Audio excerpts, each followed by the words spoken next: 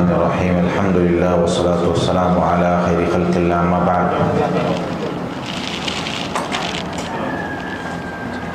آج جو ہمارا سبق ہے، پچھلے سبق میں سے کچھ چیزیں ہماری رہ گئی تھیں، ان کو مکمل کریں گے انشاءاللہ، اور آگے کچھ چیزیں ہیں جو ہم آج پڑھیں گے۔ سب سے پہلے ہے تعوذ کا معنی۔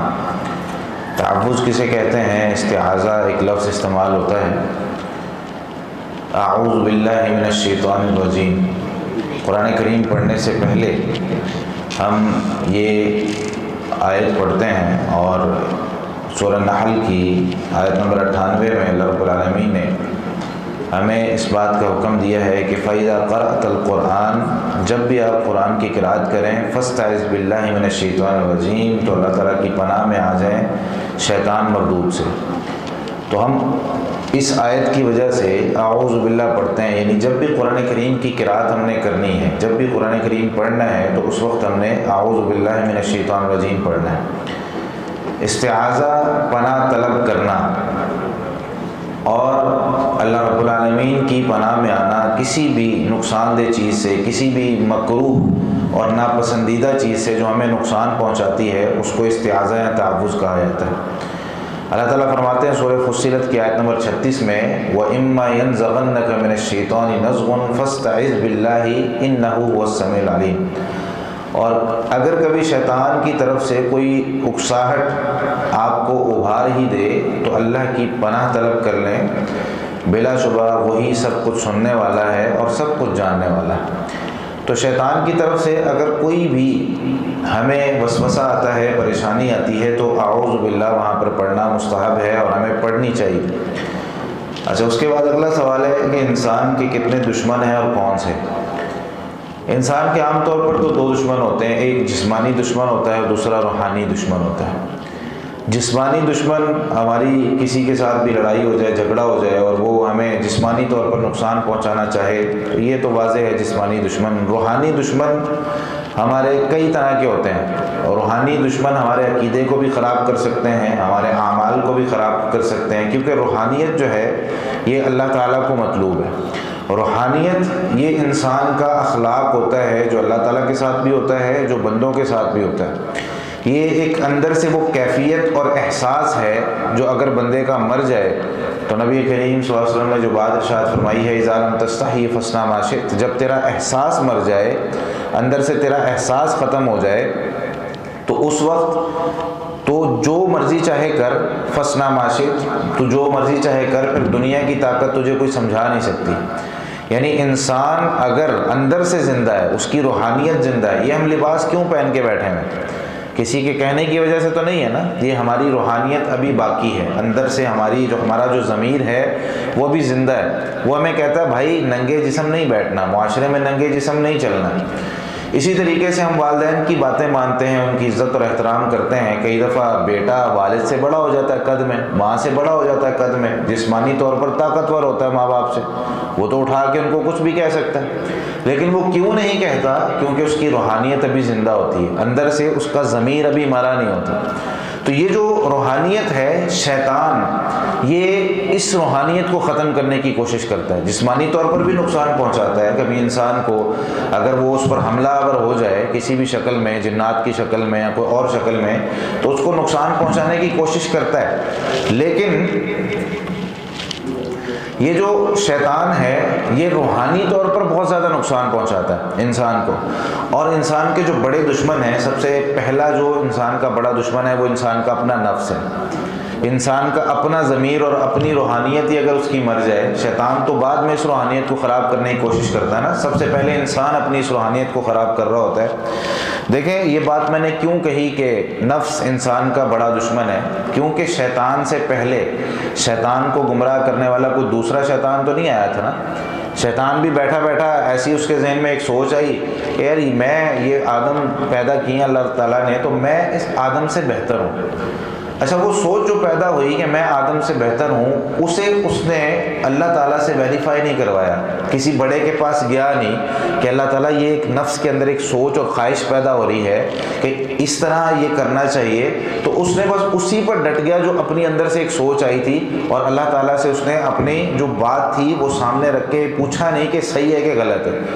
یہی کام ہم کرتے ہیں آج۔ میں سمجھ رہا ہوتا ہوں کہ میں بہت صحیح سوچ رہا ہوں، میرے والدین ہیں پرانے خیالات کے، دین ہو گیا ہے پرانے خیالات کا، مجھے جو اب سوچ آ رہی ہے یہ کسی کو نہیں پتہ چل رہی، کسی کو یہ باتیں سمجھ میں نہیں آ رہی۔ مثال کے طور پر اگر والدین بچوں کو کوئی کام کہتے ہیں، کوئی بھی کام لے لیں آپ، بائک چلانی ہے، بائک چلانے سے پہلے بھائی جان ابو جی کا حکم آتا ہے ہیلمٹ لے کے جاؤ، بچے کے ذہن میں کیا ہوتا ہے؟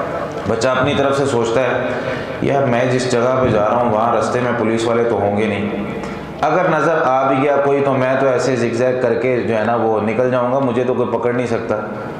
اگر وہ پوچھ لیتا والد صاحب سے کہ بھائی میں ہیلمٹ کیوں پہنوں، اور والد صاحب اس کو بتا دیتے، والد صاحب بھی کئی دفعہ اس طرح کرتے ہیں یار میں کہہ رہا ہوں پہن، نہیں، سمجھانا چاہیے، بتانا چاہیے، اپنا پوائنٹ آف ویو ان کے سامنے رکھیں، بھائی کیوں، تو وہ کیوں اگر وہ پوچھتا ہے تو آپ کہیں کہ بھائی جسم کا اگر کوئی اور حصہ زخمی ہوتا ہے نا تو اس سے انسان کی زندگی باقی رہتی ہے، لیکن اگر سر زخمی ہو جائے تم ساری زندگی کے لیے کومے میں جا سکتے ہو، تمہاری فوری طور پر ڈیتھ ہو سکتی ہے۔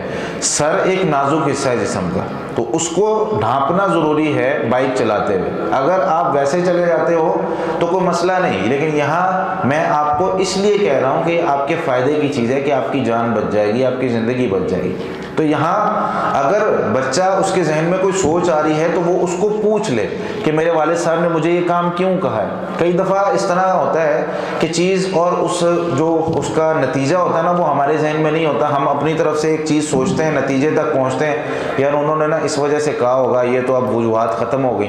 اب جیسے کہ مثال کے طور پر غزوہ احد میں کئی دفعہ ہم اپنی طرف سے کوئی چیز سوچ لیتے ہیں نا، نقصان بڑا ہو جاتا ہے۔ غزوہ احد میں کیا ہوا، نبی کریم صلی اللہ علیہ وسلم نے کچھ صحابہ کرام کو ایک جگہ پہرے پہ کھڑا کیا کہ تم نے یہیں رہنا ہے، جو مرضی ہو جائے تم نے یہاں سے نیچے نہیں اترنا۔ اچھا جنگ ہوئی، جنگ کے بعد وہ کفار بھاگ گئے۔ اب جو مسلمان اوپر کھڑے ہوئے تھے جہاں سے کفار اندر آ سکتے تھے مسلمانوں کی طرف، وہ صحابہ کرام آدھے ان کی سوچ میں اختلاف پیدا ہوا۔ کچھ کہنے لگے بھائی نبی کریم صلی اللہ علیہ وسلم نے فرمایا تھا کہ وہاں کھڑے رہنا ہے، یہ تب تھا کہ جب تو جنگ جاری تھی، اب تو جنگ ختم ہو گئی، کفار چلے گئے، تو کفار جو چلے گئے ہیں تو ٹھیک ہے نیچے اترتے ہیں، ہم بھی مال غنیمت اکٹھا کرتے ہیں جس طرح کہ یہ اکٹھا کر رہے ہیں باقی مسلمان۔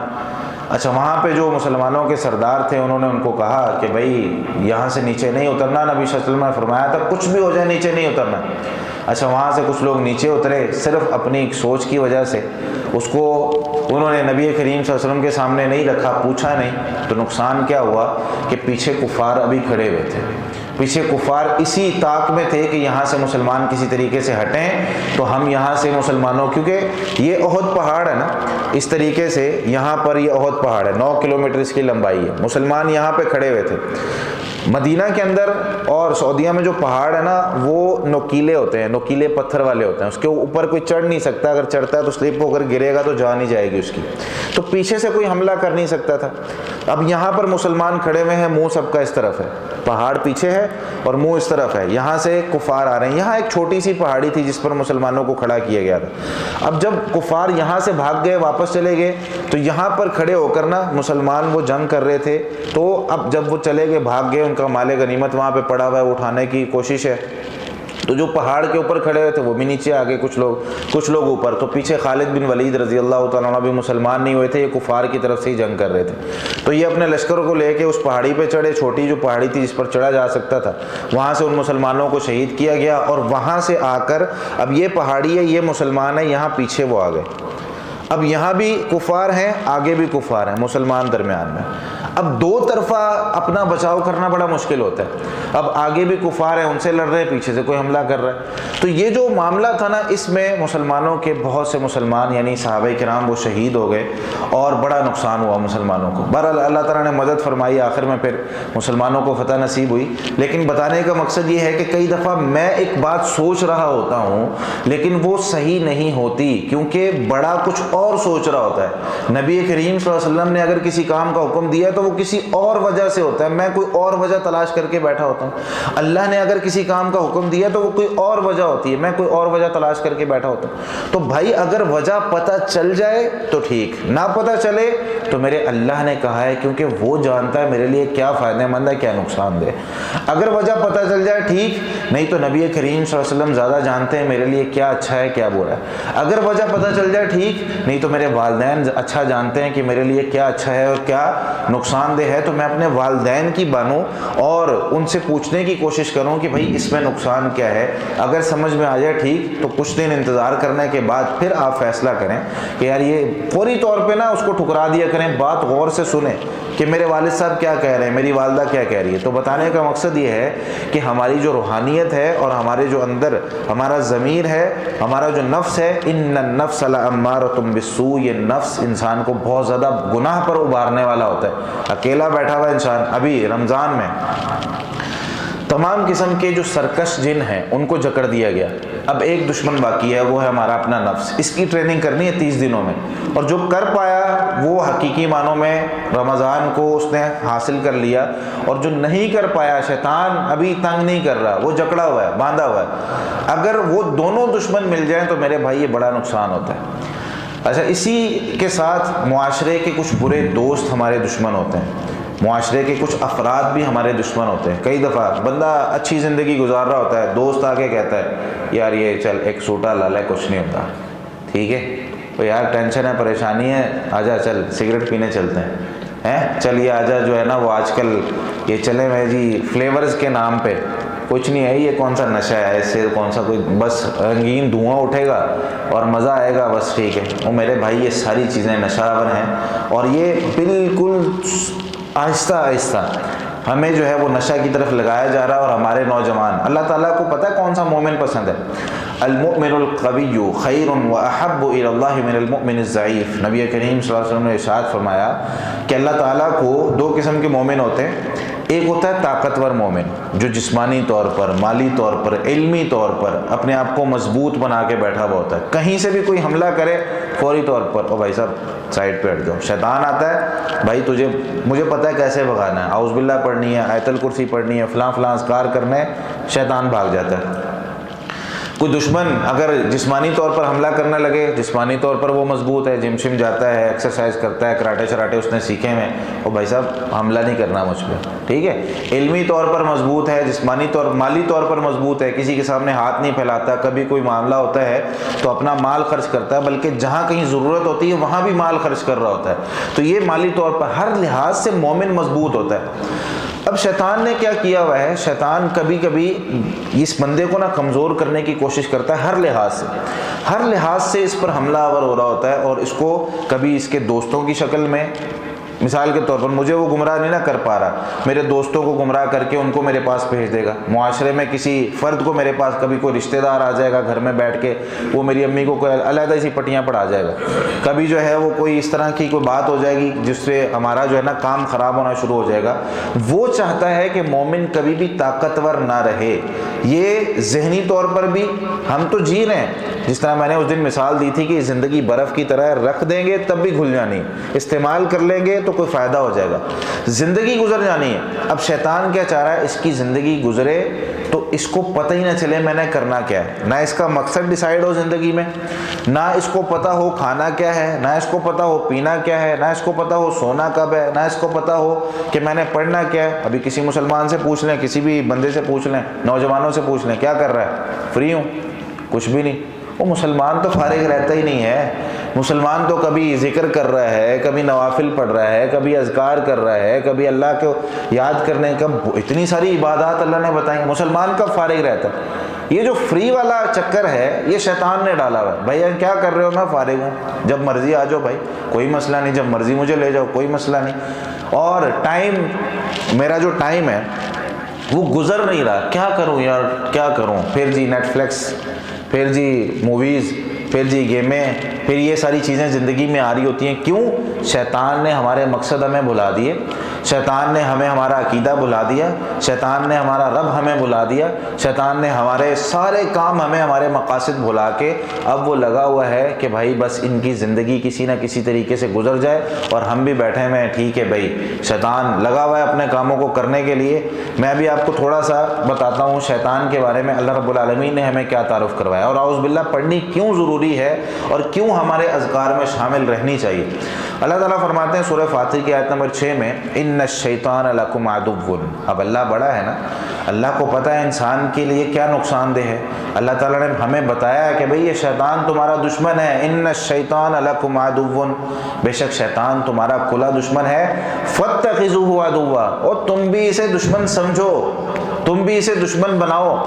تم نے اس کو دوست بنایا ہوا ہے اور ٹھیک ہے یار کام لگا، اور 24 گھنٹے شیطان اپنی ڈیوٹی میں لگا ہوا ہے. ایک بندے کو گمراہ کرنے کے لیے شیطان پتہ ہے 24 گھنٹے اور 100 طریقے اس نے اپنائے ہوئے ہیں. اس کو پتہ ہے یار ایسے جاؤں گا، اس کو گمراہ کرنے کی کوشش کروں گا، پہلے اس کے ذہن میں نا خیال ڈالوں گا کوئی بات نہیں آج نماز تھوڑی لیٹ کر دے. اچھا یہ بندہ اگر تو لیٹ کر لے گا ٹھیک ہے، نہیں تو میں کیا کروں گا پھر اس کو جو ہے نا وہ نماز میں یہ چلا تو جائے گا، پھر اس کی نماز میں نا خیالات ڈالنا شروع کر دوں. اچھا یہ اگر نماز میں خیالات بھی نہیں اس کو آئیں گے، یہ فوکس کر کے نماز پڑھ رہا ہے، اس کو پھر کہوں گا کوئی چیز یاد کر. اچھا کسی کے پیسے دینے، کسی سے ساری چیزیں، سارے خیالات نماز میں، نماز کے بعد ختم، پھر بھول جائے گا کون سے کام کرنے کون سے نہیں. اچھا کرتے کراتے اس کی نماز کو کسی نہ کسی طریقے سے ضائع کروانے کی کوشش کرے گا. نماز پوری پڑھ لی، کسی طریقے سے بندے نے ہمت کر کے نماز پڑھ ہی لی آج. اچھا اب اس کے بعد اب کوئی بات نہیں، سنتے ہیں کون سی فرض ہے رہنے دے. بندہ اٹھے گا، سنتے چھوڑے گا، چلا جائے گا. اس کے بعد باہر جا کے یہ یار بزرگ ہیں ان سے بائک نہیں اسٹارٹ ہو رہی، چل بائک ہی اسٹارٹ کر دے. یہ اندر سے ایک خیال آئے گا، اچھا ضمیر، اچھا اخلاق ابھارے گا. شیطان کہے گا چھوڑ پرے بابا جی، تجھے پتہ تو ہے آگے سے 2-4 باتیں سنائیں گے. اور بابے کی 2-4 باتیں سننا اچھا ہے.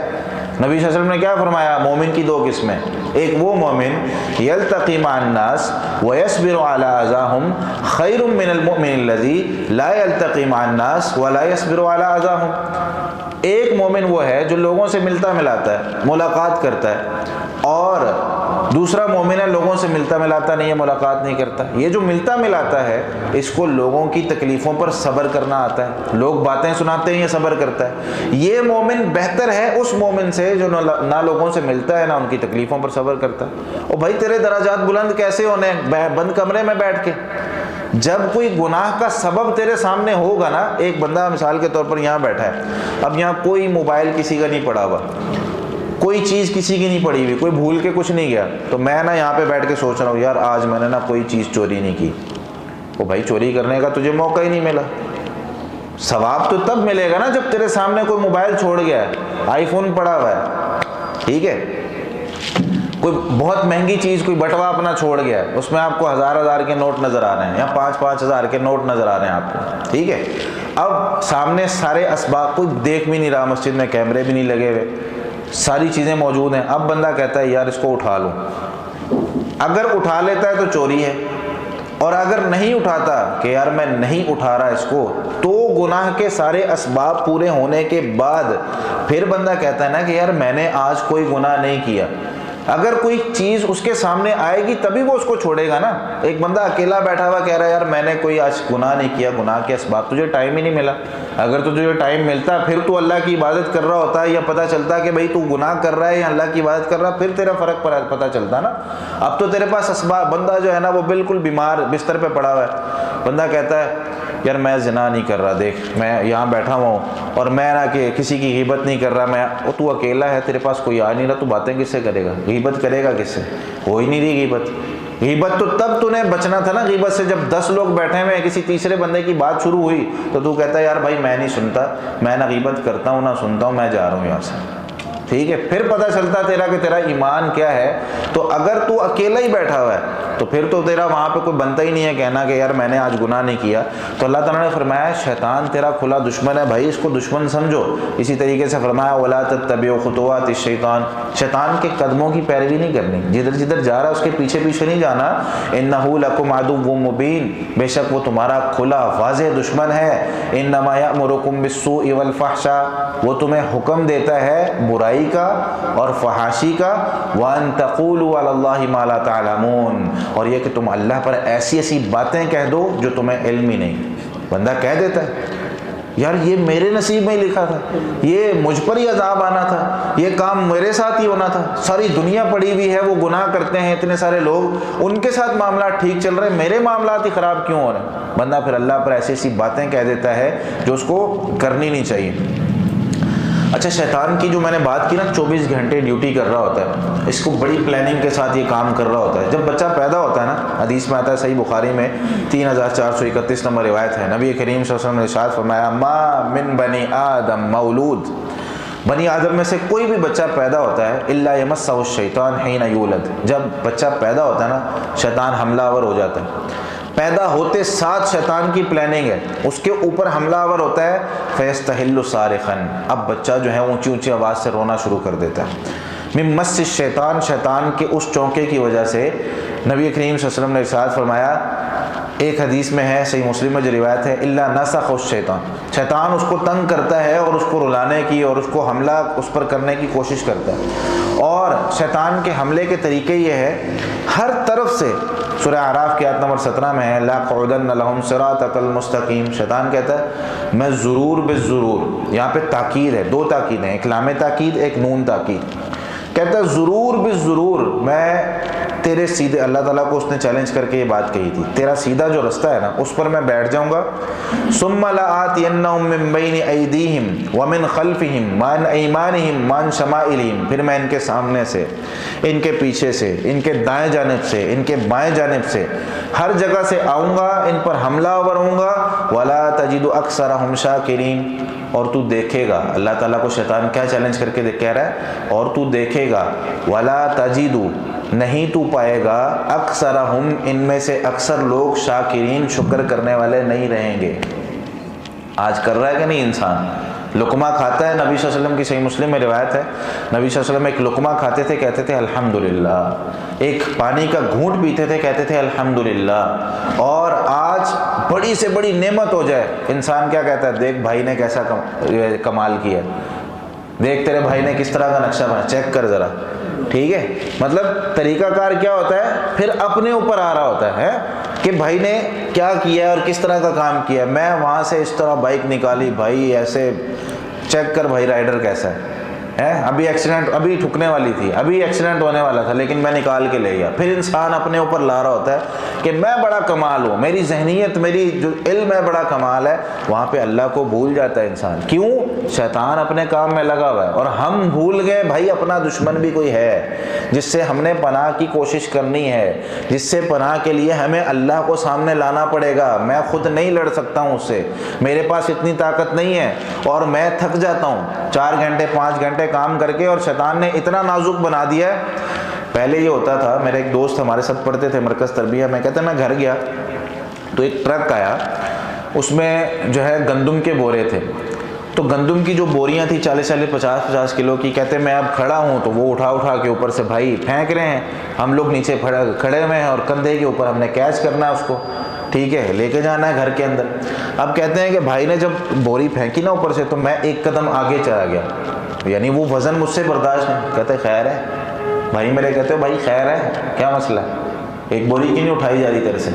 اور ابھی کی صورتحال کیا ہے، یہ مطلب چند سالوں پہلے کی بات ہے، ابھی کی صورتحال کیا ہے، ایک 20 کلو آٹے کی بوری، وہ 50 کلو کی بات ہو رہی تھی، یہاں پہ 20 کلو آٹے کی بوری گھر میں پڑی ہو نا، تو بیٹا کہتا ہے، امی اگر کہتی ہے نا بیٹا اندر رکھ دو، تو بیٹا کہتا ہے امی وہ کل صفائی والا آئے گا نا اس سے رکھوا لیں گے، وہ کل جو ہے نا وہ کوئی فلاں بندہ آئے گا نا اس کو کہہ کے وہ پانی کی بوتل، جو پانی امی گھر پہ لگوا لیتا ہے نا، وہ لے کے آنا بڑا مشکل، اٹھانا بڑا مشکل ہے، میرے سے نہیں اٹھتا۔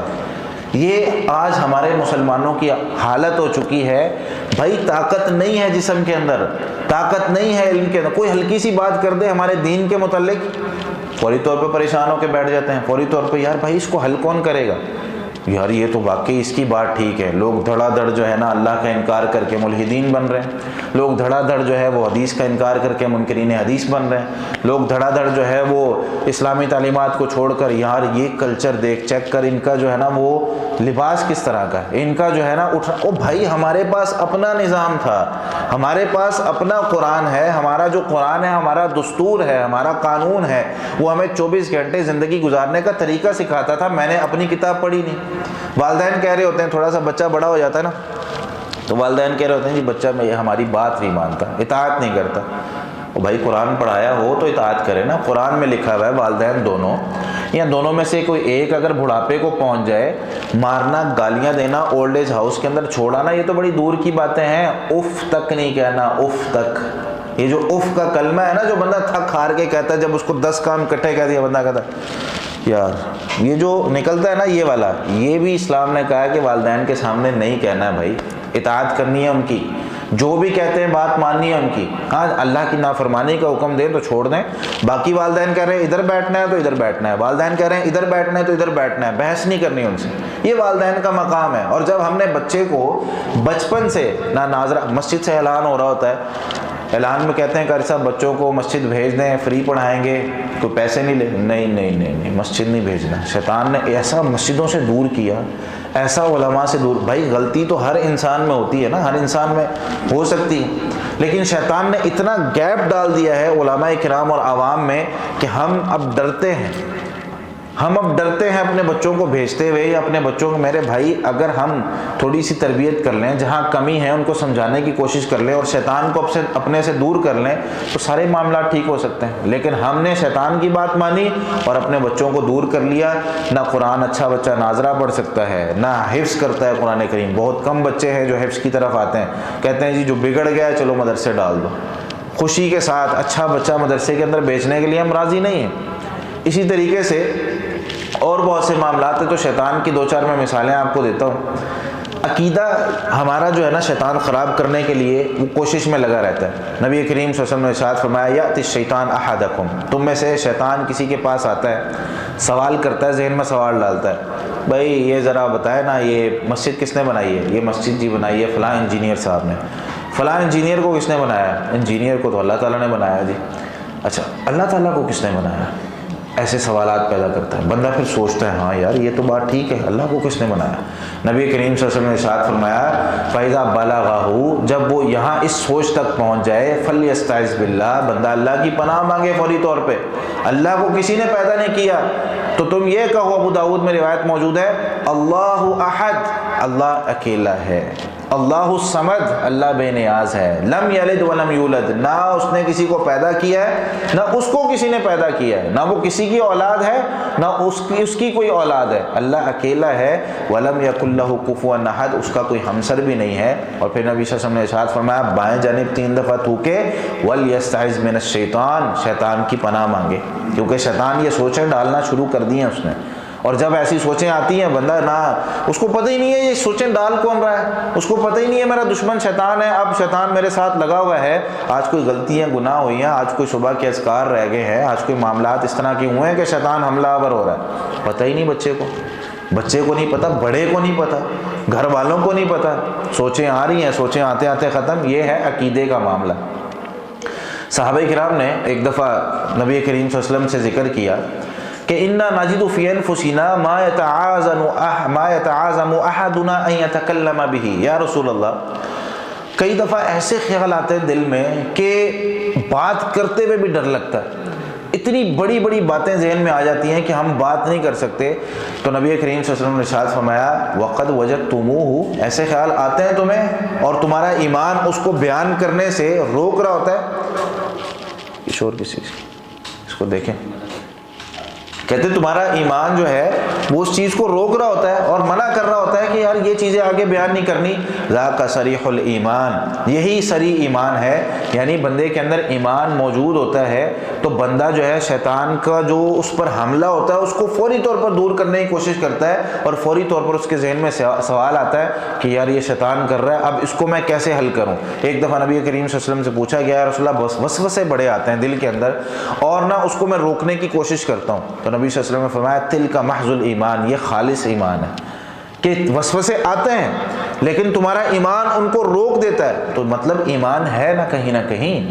اگر وسوسے آئے اور ایمان نے روکا ہی نہیں، وسوسے آئے اور بندہ وہیں پہ ایمان کے ساتھ جو ہے وہ اس نے کوئی مطلب ٹکرایا ہی نہیں، کسی چیز کے ساتھ جھگڑا ہی نہیں کیا اس نے، وہی نا مثال کے طور پر جس طرح میں نے پہلے دن ذکر کیا تھا کہ ہم سوال کلاس میں کیوں نہیں کرتے، یا تو مجھے ساری چیزیں سمجھ میں آ گئی ہیں یا کچھ بھی سمجھ میں نہیں آیا۔ اگر تو ساری چیزیں سمجھ میں آ گئی اور امید ہے کہ ساری سمجھ میں آ رہی ہیں تو ٹھیک ہے، اگر علم پہلے کچھ تھا ہی نہیں، کوئی معلومات کسی پہلے والی معلومات کے ساتھ ٹکرائی ہی نہیں، تو سوال کیسے پیدا ہوگا؟ سوال تبھی پیدا ہوگا نا جب پہلے سے میرے ذہن میں کوئی بات تھی، آج ایک نئی بات سنی، تو پھر سوال پیدا ہوتا ہے کہ شیخ صاحب پہلے میں نے یہ سنا ہوا تھا، آپ نے یہ بیان کیا ہے، تو پہلے والی بات میری صحیح تھی یا یہ والی بات صحیح ہے؟ ان دونوں کے درمیان کیا کوئی فرق ہے یا دونوں ایک ہیں؟ میرے سمجھنے میں تھوڑی مشکل ہوئی ہے، مجھے یہ بات سمجھا دیں۔ تو یہ تب ہوتا ہے جب پہلے سے کچھ ہو۔ اب پہلے سے ایمان موجود ہے، شیطان ایک وسوسہ ڈالتا ہے، ایک خیال ڈالتا ہے، تو کیا ہوتا ہے کہ ایمان اس کو پیچھے کرتا ہے۔ بھائی صاحب یہ سوچ نہیں آنی چاہیے، آپ اس سوچ کو لے کر اپنے گھر جاؤ، اور بندہ فوری طور پر جو ہے اس کی تحقیق کر کے اس کو ختم کرنے کی کوشش کرتا ہے۔ اچھا، شیطان پھر نماز میں بھی آتا ہے، 24 گھنٹے ڈیوٹی کر رہا ہے نا، نماز میں آتا ہے۔ نبی کریم صلی اللہ علیہ وسلم نے ارشاد فرمایا، ایک دفعہ سیدنا عثمان بن ابی العاص رضی اللہ تعالیٰ عنہ نبی کریم صلی اللہ علیہ وسلم کے پاس آئے اور آ کر کہنے لگے، یا رسول اللہ ان الشیطان قد حال بینی و بین صلاتی و قراءتی یلبسها علی۔ شیطان آتا ہے میرے درمیان اور میری قرات کے درمیان خلط ملط کرنا شروع کرتا ہے، مجھے پتہ نہیں چلتا سورہ فاتحہ پڑھی ہے کہ نہیں پڑھی، پتہ نہیں چلتا صحیح پڑھ رہا ہوں کہ نہیں پڑھ رہا، اور آ کے میری قرات مجھے بھلا دیتا ہے، سورت پڑھنا میں بھول جاتا ہوں۔ تو نبی صلی اللہ علیہ وسلم نے فرمایا، ذاک شیطان یقال له خنزب، نماز میں جو شیطان تنگ کرتا ہے نا اس کا نام ہے خنزب۔ یہ جب آئے نا فَإِذَا أَحْسَسْتَهُ، جب بھی آپ اس کو محسوس کریں، فَتَعَوَّذْ بِاللَّهِ مِنْهُ، اللہ کی پناہ مانگیں، اعوذ باللہ من الشیطان الرجیم فوری طور پر پڑھیں، وَادْخُلْ عَلَى يَسَارِكَ ثَلَاثًا، اپنے بائیں جانب آپ 3 مرتبہ تھوکیں۔ قالا، تو وہ فرماتے ہیں ففعلت ذلك، میں نے یہ کام کیا تو فاذهبه الله عنی، اللہ تعالیٰ مجھ سے اس شیطان کو دور لے گیا، پھر دوبارہ میری نماز خراب نہیں ہوئی۔ صحیح مسلم میں 2203 نمبر روایت ہے۔ تو پتہ کیا چلا کہ شیطان اپنے کام کر رہا ہے نماز میں آ کے بھی، اور ایک حدیث میں آتا ہے نبی کریم صلی اللہ علیہ وسلم نے ارشاد فرمایا، صحیح بخاری اور صحیح مسلم میں حدیث ہے کہ ان احدکم اذا قام فصلی، جب تم میں سے کوئی شخص کھڑا ہو کے نماز پڑھ رہا ہوتا ہے، جاء الشیطان، شیطان آتا ہے، فلبس علیہ، اس پر نماز کو غلط ملط کرنے کی کوشش کرتا ہے، حتی لا یدری کم صلی، بندے کو پتہ ہی نہیں چلتا نماز کی رکعتیں کتنی پڑھی ہیں، 3 پڑھی ہیں، 4 پڑھی ہیں، 5 پڑھی ہیں، اس کو یاد ہی نہیں ہے یار کتنی پڑھی ہیں۔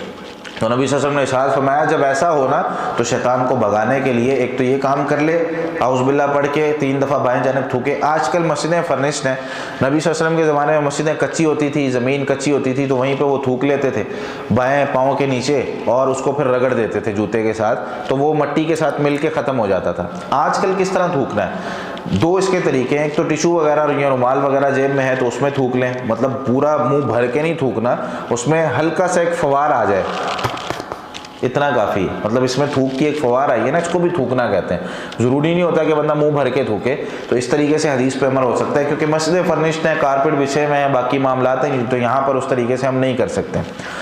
تو نبی کریم صلی اللہ علیہ وسلم نے ارشاد فرمایا، پھر اگر اس کو یاد نہیں آ رہا تو پھر وہ 2 سجدے کر لے، ٹھیک ہے، جس کی جتنی اس کی غلطی ہوئی ہے اس پر۔ تو اس طریقے سے اور نماز کے حوالے سے بہت ساری حدیثیں موجود ہیں۔ شیطان پھر یہاں تک رکتا نہیں ہے، پوری ٹیمنگ کے ساتھ کام کر رہا ہے، ٹائم مینجمنٹ اس کی بڑی زبردست ہے، ٹھیک ہے، لینی نہیں ہے اس سے، لیکن کم از کم اپنے آپ کو تیار تو کرنا ہے نا کہ بھائی 24 گھنٹے ایک بندہ ہمارے پیچھے لگا ہوا ہے، تو ہم اس کے مقابلے میں کیا کر رہے ہیں؟ نہ میں نے اٹھ کے فجر کی نماز پڑھی، نہ میں نے اذکار کیے، نہ میں نے اٹھنے کا ذکر کیا، نہ میں نے صبح کے اذکار کیے، نہ میں نے اشراق پڑھی، نہ میں نے اللہ سے دعا کی، نہ میں نے قرآن پڑھا، قرآن سے پہلے اعوذ باللہ نہیں پڑھی میں نے، نہ میں نے جو ہے وہ ظہر کی نماز ادا کی، اگر کی بھی ہے تو صرف فرائض پڑھ کے نکل گیا، پھر دعا نہیں کی، عصر کی نماز آ گئی، مغرب کی آ گئی، عشاء کی آ گئی، میں سو گیا جا کے، نہ میں نے سونے کے اذکار کیے، نہ میں نے شام کے اذکار کیے، میرا دن تو اللہ کو بھلا کے گزر گیا، میرا دن تو اذکار کے بغیر ہی گزر گیا۔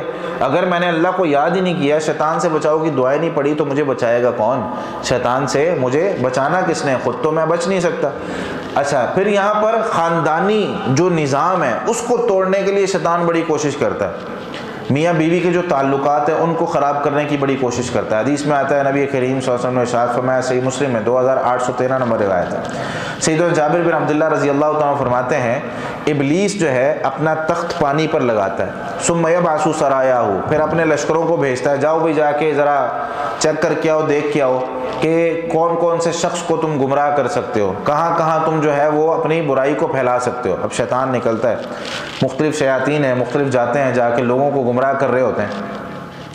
کہتے ہیں نبی صلی اللہ علیہ وسلم نے ارشاد فرمایا فَأَدْنَاهُمْ مِنْهُ مَنْزِلَةً أَعْظَمُهُمْ فِتْنَةً، جو سب سے بڑا فتنہ پھیلا کے آتا ہے نا شیطان، اس کو سب سے قریب اپنے پاس بٹھا کے اس کو تاج شاج پہناتا ہے، اس کو خوش کرتا ہے۔ جو سب سے بڑا فتنہ پھیلاتا ہے، سب سے بڑی، لوگوں کے درمیان لڑائی کروا دے گا، لوگوں کے درمیان آپس کی نفرتیں، مثال کے طور پر دو مسلمان ہیں، آپس میں ملاقات کی انہوں نے، اچھا بھلا کام چل رہا ہے، مسجد کی مثال لے لیتے ہیں، مسجد میں بیٹھے ہوئے ہیں، قاری صاحب کام کر رہے ہیں، نبیل بھائی کام کر رہے ہیں، عبدالرب بھائی کام کر رہے ہیں، مختلف لوگ مل کر کام کر رہے ہیں۔ اب شیطان آئے گا، شیطان کا طریقہ کار کیا ہوتا ہے، یار سب سے پہلے تو کوشش کرے گا یہ بندے نا آپس میں ملے ہی نا، یہ بندے آپس میں ملیں گے، کوئی نیا کام شروع ہو جائے گا، انہوں نے بیٹھ کے کوئی پلاننگ کر لینی ہے، اور وہ کام میں جو ہے نا وہ 50 لوگ آ کے درس میں بیٹھ جائیں گے، انہوں نے کہنا جی چلو جی آج درس کراتے ہیں، درس کی جو منصوبہ بندی ہو جائے گی، اور جا کے نا وہ پورے معاشرے کے اندر انہوں نے اعلان کر دینا ہے، اور اعلان کر کے یہ بندے جو ہے نا ہے متحرک، تو انہوں نے آ کے نا 50 بندے اکٹھے کر لینے، اب 50 بندوں کو جنید صاحب نے بیٹھ کے دے دینا درس،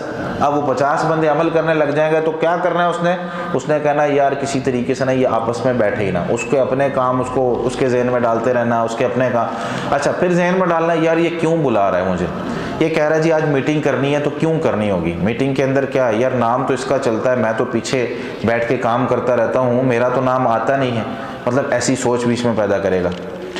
اچھا اب اس میں اسلام ہماری رہنمائی کس طرح کرتا ہے، دیکھیں ایک دنیا کا اصول ہے، ایک سادی سی مثال سے آپ کو میں سمجھاتا ہوں، اگر ہر انسان یہ چاہے نا، اگر ہر انسان یہ چاہے، یا اس سے پہلے ایک سادہ سی مثال دیتا ہوں، اگر ہر اینٹ یہ چاہے کہ اسے محراب کے دامن میں سجنا ہے، اسے مسجد کے درمیان جو محراب لگا ہوا ہے وہاں پہ سجنا ہے، کبھی نہ مسجد بنے گی نہ عمارت بنے گی۔ کچھ اینٹوں کو قربانی دینی پڑتی ہے، کچھ اینٹوں کو نیچے ایسی جگہ پر جا کر دبنا پڑتا ہے جہاں کوئی اس کو نہیں دیکھتا، جہاں اس کو کوئی یاد بھی نہیں کرتا، لیکن یہ جو اوپر کی خوبصورت عمارت ہے نا یہ ان اینٹوں کی وجہ سے۔ تو کچھ لوگوں کو تو ٹیم ورک کے اندر ایسا ہونا پڑے گا نا، جو کچن کے اندر کھڑے ہو کے کام کر رہے ہوں گے جن کو کوئی جانتا نہیں ہے، کچھ لوگ تو ایسے ہوں گے جو بیک اینڈ پہ ہوں گے جن کا نام کوئی نہیں لے رہا، لیکن ان کو کوئی اللہ تو جانتا ہے نا، اللہ کے سامنے تو ان کا تعارف ہو رہا ہے کہ نہیں ہو رہا۔ اگر ہر بندہ یہ چاہے کہ مجھے درمیان میں سجنا ہے تو بھائی پھر ہو گیا کام۔ کچھ لوگوں کو یہ قربانی دینی پڑے گی کہ یار کوئی بات نہیں، میرا نام نہیں آ رہا، میں کام کس لیے کر رہا ہوں، میں نے مسجد کی صفائی کی، یہاں پر اعلان ہوا جی ہاں جی یہ 4 لوگ کھڑے ہو جائیں ماشاءاللہ انہوں نے مسجد کی صفائی کی، میں پیچھے بیٹھا، میں نے اعتراض کر دیا جی میں نے بھی تو کی ہے، ٹھیک ہے اگر آپ لوگوں کا ماحول اس طرح کا ہے، پیار محبت کا ہے، اس میں آپ کہہ سکتے ہیں، لیکن بندہ جو ہے وہ بعد میں اٹھا اور اٹھ کے جو ہے نا وہ چلا گیا، اور اس کے بعد جو ہے نا 2 ہفتے تک مسجد میں نہیں آیا۔ اچھا جی فون کیا، پوچھا بھائی صاحب کدھر ہیں، میں گھر پہ ہوں، جی آئے کیوں نہیں، بس ویسے ہی بتا بھی نہیں رہا۔ شیطان نے وہ نا گیپ بہت پیدا کر دیا ہوا تھا، کیسے، اچھا یار ان 4 لوگوں کا نام لیا، میرا نام ہی نہیں لیا، میری عزت ہی نہیں ہے مسجد کے اندر، میرا مقام ہی نہیں ہے، میں کیوں جاؤں پھر اس مسجد، نمازیں پڑھنی میں کہیں اور پڑھ لوں گا، میرا نام ہی نہیں لیتے، میں نے اتنا کام کیا، آگے بڑھ بڑھ کے میں افطاریاں کرواتا رہا، آگے بڑھ بڑھ کے سحریاں میں نے پیک کروائی، آگے بڑھ بڑھ کے سارے کام میں نے کروائے، میرا نام کدھر ہے بھائی۔ شیطان گیپ ڈال چکا ہوا تھا اور وہ کام رک چکا ہوا تھا۔ یہ 2 ہفتے جو گیپ آیا، یہ 2 ہفتے میں کتنے لوگ کھانا کھا سکتے تھے، اس کے ہاتھ سے کتنی نیکیاں ہو سکتی تھی، یہ کتنے لوگوں کو ترغیب دلا سکتا تھا، کتنے لوگوں کا سحری کا پیکٹ دیتے ہوئے اس کو کہہ سکتا تھا آج ساری نمازیں پڑھنی ہیں، ٹھیک ہے کل میں آپ سے پوچھوں گا کہ یہ پیکٹ میں آپ کو دے رہا ہوں کہ آپ نے پوری نمازیں پڑھی ہیں کہ نہیں پڑھی، دعوت دے سکتا تھا نا افطاری کا پیکٹ یا سحری کا پیکٹ دیتے ہوئے، کہہ سکتا تھا اس کو آج آپ نے کسی ایک بندے کی مدد کرنی، ٹھیک ہے کہہ سکتا تھا اس کو، بہت سارے اور اچھے کام ہو سکتے تھے۔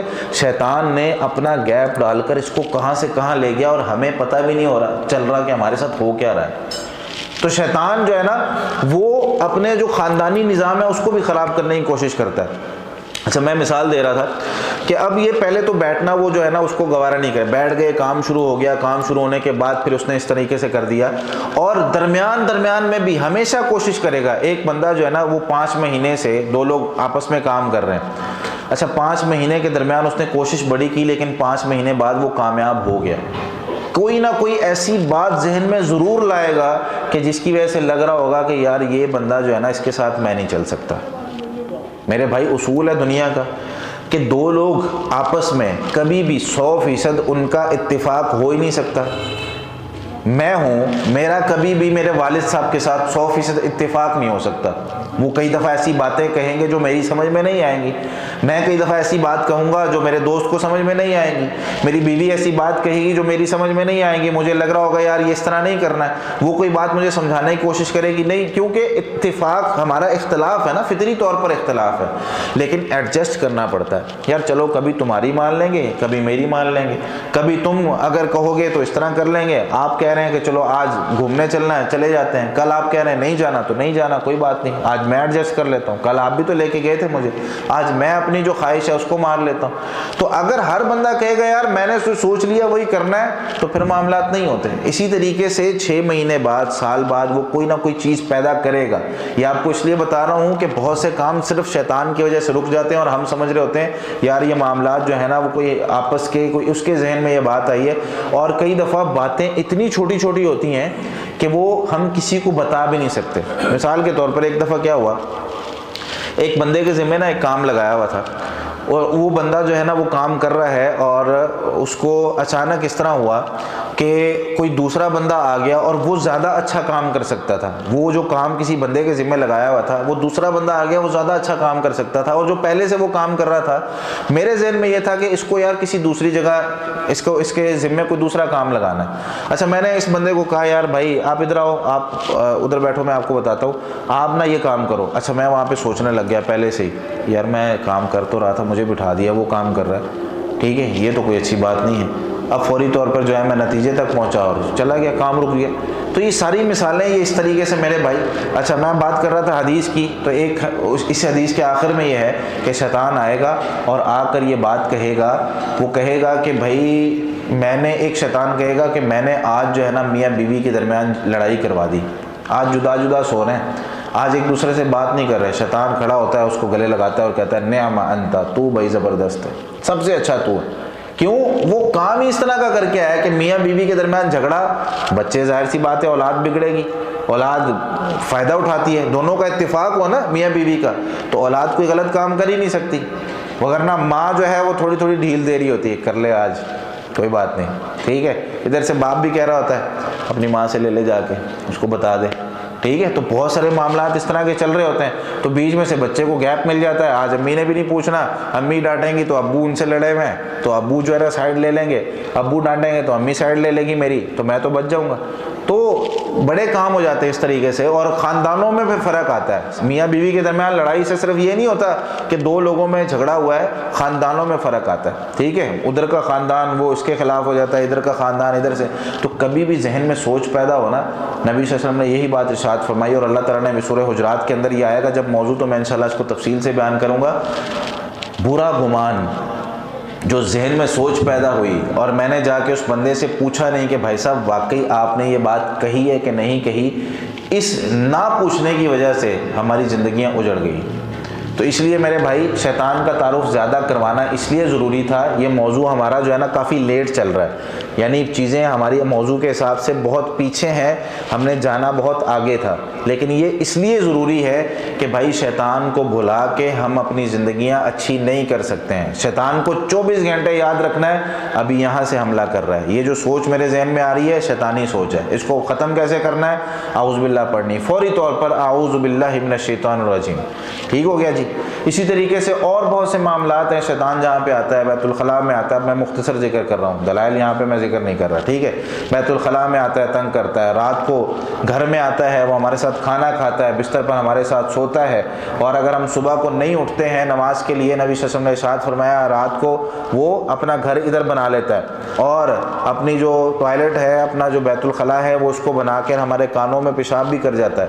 اور رات کو شیطان جو ہے 3 گرہیں لگا دیتا ہے، جب بندہ اٹھتا ہے وضو کرتا ہے، اللہ کا ذکر کرتا ہے، نماز پڑھتا ہے، تینوں گناہ کھل جاتی ہیں، وگرنہ شیطان ادھر ہی رہتا ہے۔ اور نبی صلی اللہ علیہ وسلم نے ارشاد فرمایا سارا دن سست، بندہ کام کرنے کی کوشش کرتا ہے، ہو ہی نہیں رہے ہوتے، بندہ کہتا ہے جی میں کام کر رہا ہوں، ہو ہی نہیں رہے، پورے ہی نہیں ہو رہے، ٹائم ہی نہیں مل رہا، مینیج ہی نہیں ہو رہا۔ وہ اسی وجہ سے ہوتا ہے کہ شیطان اپنا حملہ کر چکا ہوتا ہے، اور ہم جو ہے نبی صلی اللہ علیہ وسلم نے فرمایا کہ خبیث النفس کسلان، بندہ جو ہے وہ نفس کی خباثت والا اٹھتا ہے، جب صبح اٹھتا ہے کسلان اور سست ہوتا ہے۔ کیوں؟ کیونکہ میں نے شیطان کو بھگانے کے لیے نہ ذکر و اذکار کیے، نہ میں نے دعائیں پڑھی، نہ فجر کی نماز پڑھی۔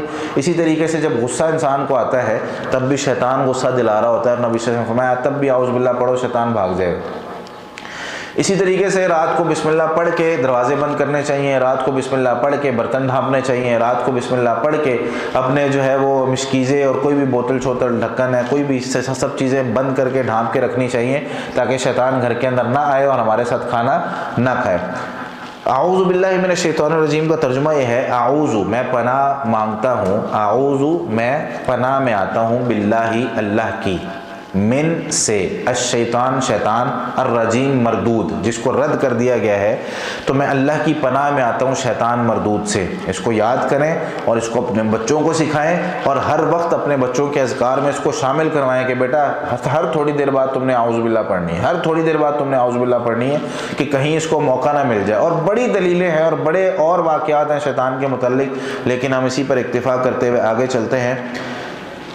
تسمیہ کسے کہتے ہیں؟ تسمیہ بسم اللہ الرحمن الرحیم کو کہا جاتا ہے، اور اس سے پہلے اگر ہم یہ بات کریں کہ بسم اللہ الرحمن الرحیم یہ ایک ایسا ذکر ہے جو قرآن کریم کے آیت کے طور پر بھی ہمیں یاد کروایا گیا ہے، اور اسی طریقے سے نبی کریم صلی اللہ علیہ وسلم نے بہت سے کاموں سے پہلے بسم اللہ یا بسم اللہ الرحمن الرحیم پڑھنے کا ہمیں حکم دیا ہے۔ جیسے مثال کے طور پر بسم اللہ الرحمن الرحیم یہ اتنا عظیم کلمہ ہے کہ جہاں پر بھی ہمیں اللہ کی مدد چاہیے ہوتی ہے، جہاں پر بھی ہمیں اللہ تعالیٰ کا استعانت، اللہ تعالیٰ کی مدد چاہیے ہو، تو ہم اللہ تعالیٰ کا ساتھ چاہیے ہو، تو وہاں ہم بسم اللہ پڑھیں گے۔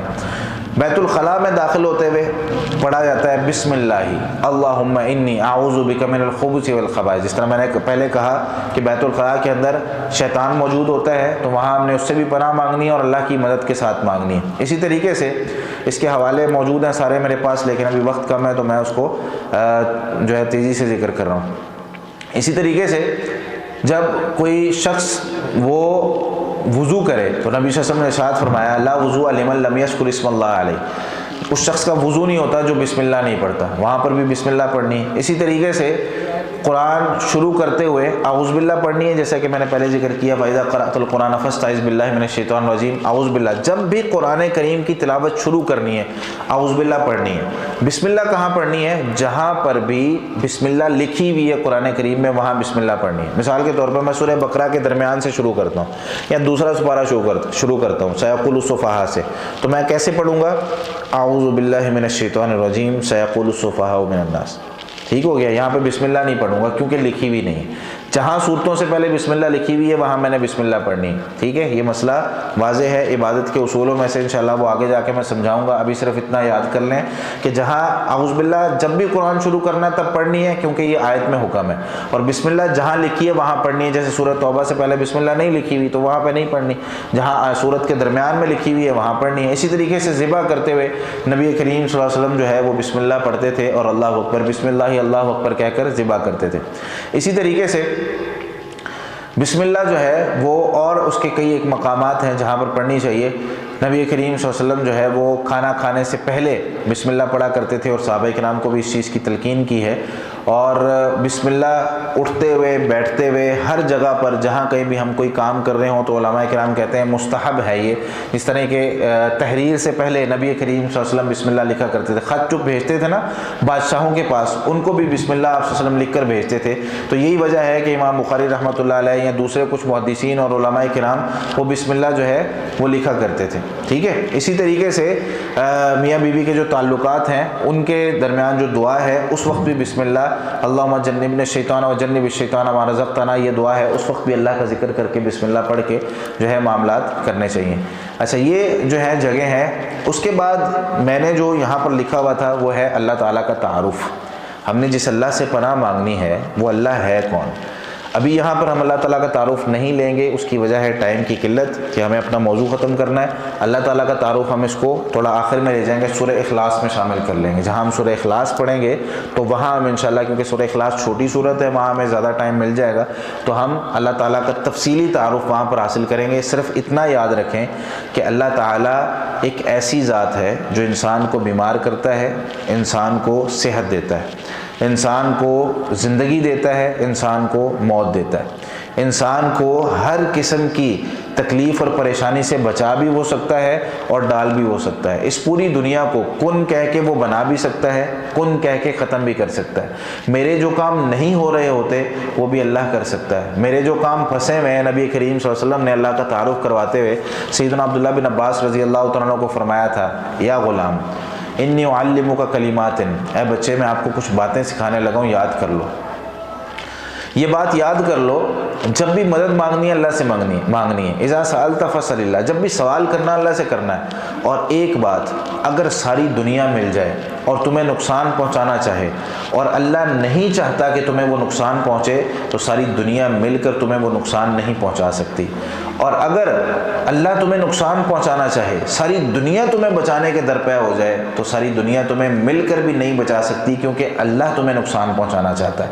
اس لیے اللہ سے بنا کر رکھیں، اللہ تعالیٰ کے ساتھ تعلقات مضبوط رکھیں، عبادات اپنی مکمل کریں اور کوشش کرتے رہے کہ جو وقت بھی ملے اس میں اللہ کے لیے اپنی زندگی کو گزاریں اور اللہ کے لیے اپنے جو معاملات ہیں ان کو درست کریں۔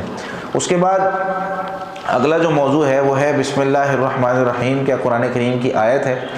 تو اس میں قرآن کریم میں اصل میں یہ اختلاف کیوں ہے، اس میں سورہ ملک کی نبی کریم صلی اللہ علیہ وسلم نے ارشاد فرمایا کہ 30 آیتیں ہیں، اور 30 آیتیں سورہ ملک کی وہ بسم اللہ کے بغیر بنتی ہیں۔ سورہ فاتحہ کی کہا جاتا ہے کہ 7 آیتیں ہیں، 7 من المثانی، 7 آیتیں ہیں، تو سورہ فاتحہ کی 7 آیتیں بسم اللہ کے ساتھ بنتی ہیں۔ اب بسم اللہ کے ساتھ سورہ فاتحہ کی 7 آیتیں بنتی ہیں، اور وہاں پر 30 آیتیں اگر ہم لیں اور بسم اللہ کو شامل کریں تو وہ 31 آیتیں بن جائیں گی۔ تو یہ اختلاف ہے۔ یہ بات تو بالکل صحیح ہے کہ بسم اللہ قرآن کریم کی آیت ہے۔ سورہ نمل کی آیت نمبر 30 میں اللہ تعالیٰ فرماتے ہیں نا، انہ من سلیمان، کہ یہ خط جو میں بھیج رہا ہوں نا یہ سلیمان کی طرف سے ہے، وانہ بسم اللہ الرحمن الرحیم، اور یہ خط اللہ تعالیٰ کے نام کے ساتھ جو بڑا مہربان نہایت رحم کرنے والا ہے میں لکھ رہا ہوں۔ ٹھیک ہے، تو وہاں انہوں نے بسم اللہ لکھی، تو یہ آیت پوری اس میں بسم اللہ الرحمن الرحیم آ گئی ہے۔ تو قرآن کریم کی تو یہ آیت ہے، کیا باقی صورتوں کی بھی آیت ہے؟ تو اس میں خلاصہ یہ ہے کہ سورہ فاتحہ کی آیت ہے، اور باقی صورتوں میں یہ ہر صورت کے درمیان فاصلہ کرنے کے لیے آئی ہے، یعنی ایک صورت سے دوسری صورت کے درمیان جو فاصلہ ہے وہ بسم اللہ الرحمن الرحیم کے جو ہے وہ اس فاصلے سے ہمیں پتہ چل جائے گا کہ یہ الگ صورت ہے، یہ الگ صورت ہے۔ ٹھیک ہے، ہر صورت کے شروع میں اس کو لکھا گیا ہے۔ اس میں بہت سارے اقوال ہیں لیکن وہ میں ذکر نہیں کر رہا۔ اس کے بعد بحث ہے بسم اللہ الرحمن الرحیم میں، اس میں جو بسم اللہ تعالیٰ کا نام ہے، اللہ تعالیٰ کے نام کے حوالے سے میں نے کافی ساری چیزیں یہاں پہ اکٹھی کی ہوئی تھی، لیکن 2 باتیں یہاں پہ ذکر کرتا ہوں۔ ایک بات، لفظ اللہ، یہ اللہ تعالیٰ کا ذاتی نام ہے اور اسم اعظم ہے، اسم اعظم ہے، یعنی حدیث میں آتا ہے نا کہ اگر اللہ تعالیٰ کے اسم اعظم کے ساتھ دعا کی جائے تو ہر دعا قبول ہو جاتی ہے۔ تو اللہ تعالیٰ کا یہ جو نام ہے اللہ، یہ اسم اعظم ہے۔ اس کو پڑھنا یوں ہے، لام کو تھوڑا موٹا کرنا ہے، اللہ، اس کو اللہ اکبر، ٹھیک ہے۔ تو یہ اسم اعظم ہے، اللہ تعالیٰ کا ذاتی نام ہے، اور قرآن کریم میں اگر ہم اس کو شمار کریں اس نام کو تو یہ 2360 مرتبہ آیا ہے۔ لفظ اللہ، اللہ تعالیٰ کا جو ذاتی نام ہے، یہ قرآن کریم میں 2360 مرتبہ استعمال ہوا ہے۔ باقی جتنے بھی اللہ تعالیٰ کے نام ہیں، اللہ تعالیٰ نے یہ بات ارشاد فرمائی کہ وَلِلَّهِ الْأَسْمَاءُ الْحُسْنَىٰ فَادْعُوهُ بِهَا، اللہ تعالیٰ کے اچھے اچھے نام ہیں، ان ناموں سے اللہ تعالیٰ کو پکارو، ان ناموں سے اللہ تعالیٰ سے دعا کرو۔ تو جتنے بھی نام آئے ہیں ان سے پہلے یہ اللہ تعالیٰ کا نام آیا کہ اللہ تعالیٰ اللہ، اس کی پھر آگے صفات ذکر ہوئی ہیں کہ اللہ تعالیٰ جو ہے وہ حلیم ہے، اللہ تعالیٰ القدیر ہے، ان اللہ علی کل شیء قدیر، ٹھیک ہے، بے شک اللہ تعالیٰ ہر چیز پر قادر ہے، اللہ تعالیٰ یہ کرتا ہے، اللہ لا الہ الا هو الحی القیوم، اللہ جو ہے وہ ایسی ذات ہے جو ہمیشہ سے زندہ، الحی القیوم، یہ اللہ تعالیٰ کے صفاتی نام ہے۔ تو اللہ تعالیٰ کے یہ نام ہے، کسی بھی جگہ پر جب نام اللہ تعالیٰ کے ذکر ہوئے ہیں تو پہلے لفظ اللہ کو ذکر کیا گیا ہے، اس کے بعد پھر باقی سارے اس کے جو صفاتی نام ہیں ان کو ذکر کیا دیا گیا ہے، تو ان سے پتہ چلا کہ اللہ تعالیٰ کا یہ جو نام ہے اللہ، یہ اللہ تعالیٰ کا ذاتی نام ہے۔ اور دوسرا اس میں جو معنی بیان میں کرنے لگا ہوں کہ جتنے بھی لوگوں نے آج تک اس دنیا میں یہ دعویٰ کیا ہے کہ میں رب ہوں، ان میں سے کبھی بھی کسی نے یہ نہیں کہا میں اللہ ہوں۔ کسی کو یہ توفیق، مطلب کسی کو یہ ہمت نہیں مل سکی کہ وہ اللہ تعالیٰ کے اس نام کے ساتھ رب ہونے کا دعویٰ کر سکے۔ انا ربکم الاعلی، فرعون نے بھی کہا تھا میں تمہارا سب سے بڑا رب ہوں، تو اس نے یہ نہیں کہا کہ میں اللہ ہوں۔ اللہ کو ہر بندہ ہی پکارتا ہے، چاہے وہ کافر ہے چاہے کوئی مسلمان ہے۔ اللہ تعالیٰ فرماتے ہیں سورہ زخرف کی آیت نمبر 87 میں وَلَئِن سَأَلْتَهُم مَّن خَلَقَهُم، اور اگر آپ ان سے سوال کریں گے کہ ان کو پیدا کس نے کیا ہے، لَيَقُولُنَّ اللَّهُ، تو ضرور بھی ضرور کہیں گے اللہ نے۔ ٹھیک ہے، تو وہاں پر بھی کوئی اور نام انہوں نے نہیں لیا۔ اللہ کو سب جانتے ہیں، اللہ کو کافر بھی جانتے ہیں، اللہ کو مسلمان بھی جانتے ہیں، لیکن اللہ تعالیٰ کو مسلمان کیسے جانتے ہیں؟ تعظیم کے ساتھ۔ اللہ کو مسلمان کیسے جانتے ہیں؟ محبت کے ساتھ۔ اللہ کو مسلمان کیسے جانتے ہیں؟ کہ اللہ اکیلا ہے، اس کے سوا کوئی کچھ نہیں کر سکتا، وہی سب کچھ کر سکتا ہے۔ مسلمانوں کا یہ تعارف ہے اللہ کے بارے میں۔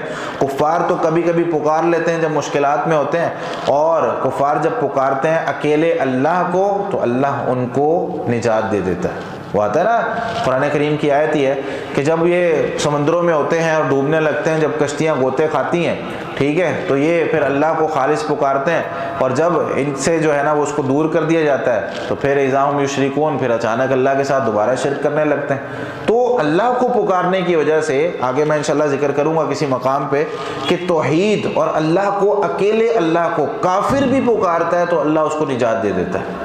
تو مسلمان کا کیا مقام ہوگا؟ لیکن مسئلہ وہی ہے کہ مسلمان کا یقین نہیں ہے اللہ پر، مسلمان کو اللہ پر وہ بھروسہ نہیں ہے جو وہاں اس سمندر میں کافروں کو تھا۔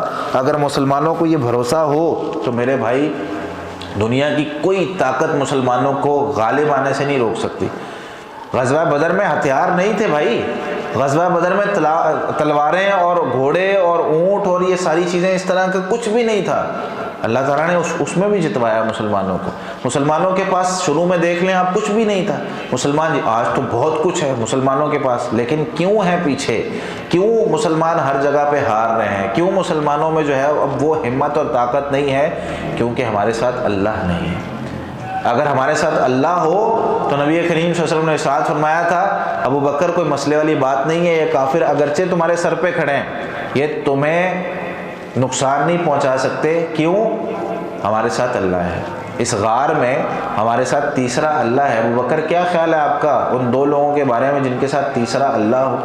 تو جب اللہ ہے تو بھائی گھبرانے کی ضرورت ہی نہیں۔ اور جب وہ تلوار لٹکی ہوئی تھی اور وہ دشمن آ کر تلوار نکال کر نبی صلی اللہ علیہ وسلم کے اوپر آ کے اس طرح تلوار سونت کے کھڑا ہو گیا اور کہنے لگا میں یمنعنی منک، آج آپ کو مجھ سے کون بچائے گا؟ تو نبی صلی اللہ علیہ وسلم نے ایک ہی نام لیا تھا، اللہ۔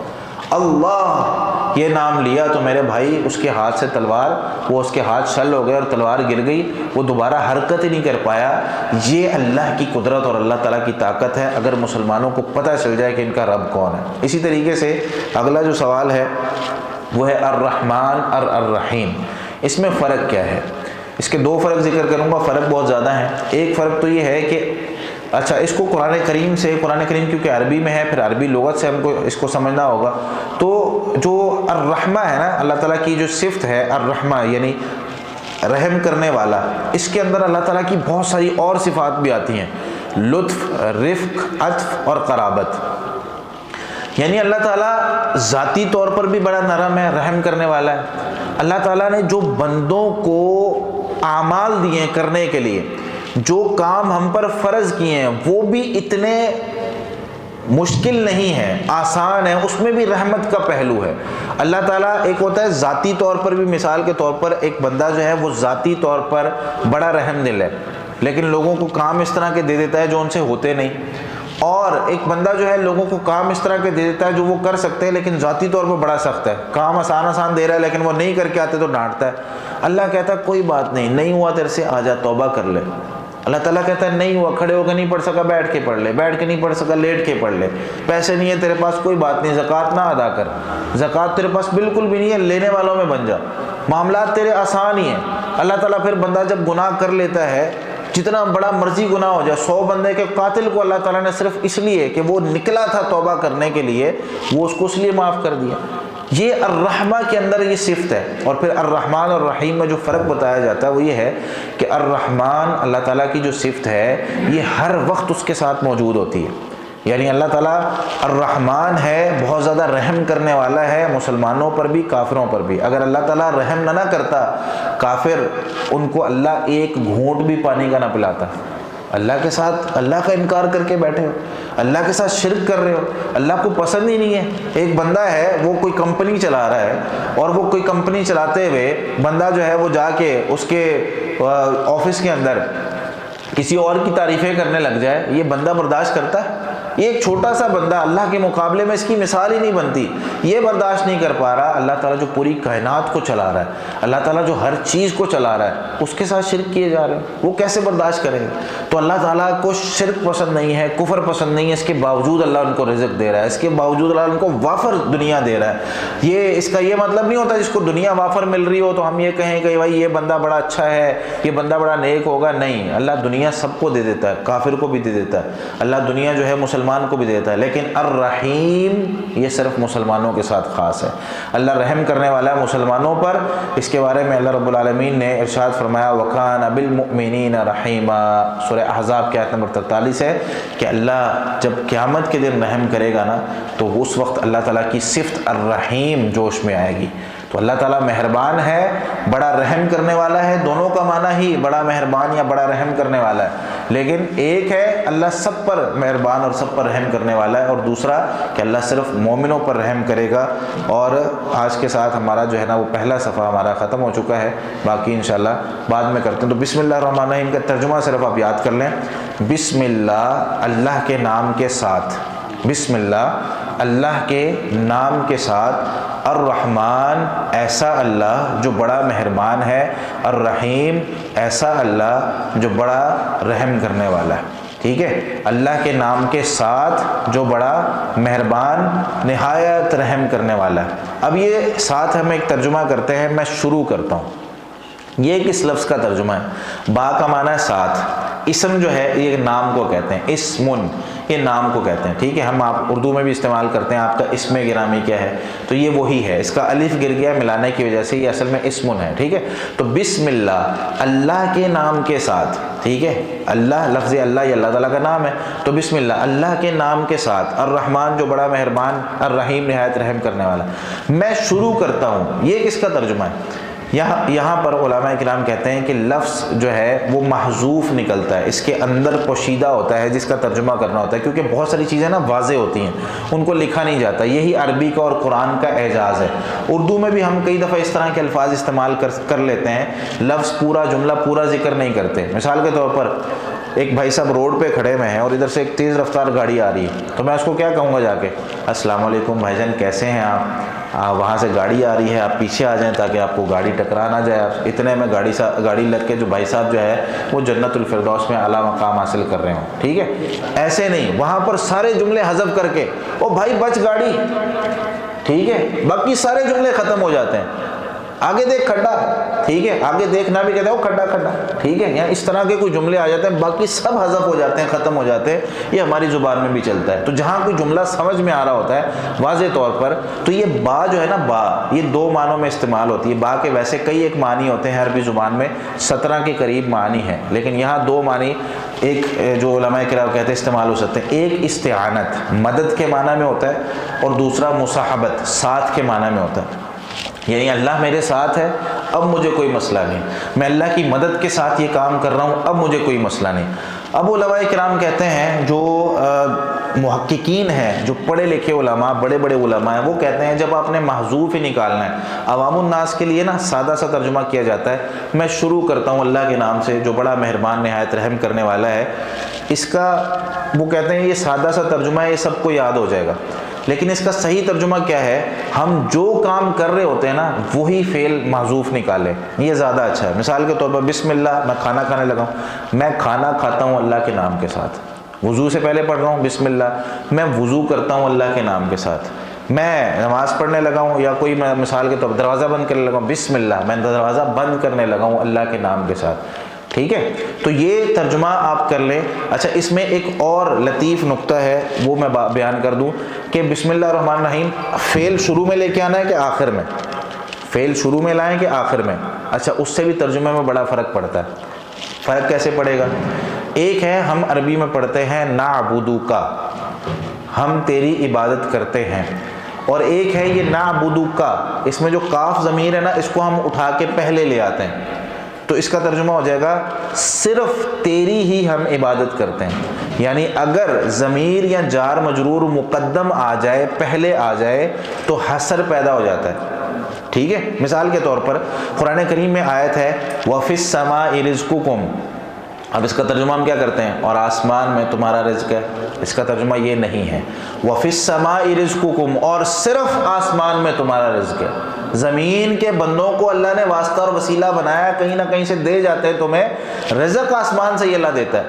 ٹھیک ہے، یہ صرف کا ترجمہ یہ جار مجرور کے پہلے آنے کی وجہ سے ہوا۔ اگر ہمیں گرامر آتی ہو تو اس کے لحاظ سے یہ ترجمہ سمجھنا بڑا آسان ہے۔ یہاں پر بھی ہم سمجھیں کہ فعل کہاں لے کر آنا ہے، پہلے لائیں گے تو ترجمہ ہوگا میں پڑھتا ہوں اللہ کے نام کے ساتھ جو بڑا مہربان نہایت رحم کرنے والا ہے۔ فعل کو اٹھائیں آخر میں لے جائیں، میں اللہ کے نام کے ساتھ ہی پڑھتا ہوں جو بڑا مہربان نہایت رحم کرنے والا ہے۔ سمجھ آ گئی بات کی؟ تو فعل اٹھائیں آخر میں لے آئے اور ترجمے میں جو ہے حصر پیدا کر لیں، تو اللہ کی مدد اور اللہ کی جو اللہ کا ساتھ ہے وہ ہمارے جو ہے وہ ساتھ رہے گا۔ اللہ رب العالمین ہمیں جو صحیح معنوں میں دین کی تعلیم ہے اس کو حاصل کرنے اور اپنی زندگیوں کو ان کے مطابق ڈھالنے کی توفیق عطا فرمائے۔ جزاکم اللہ خیر۔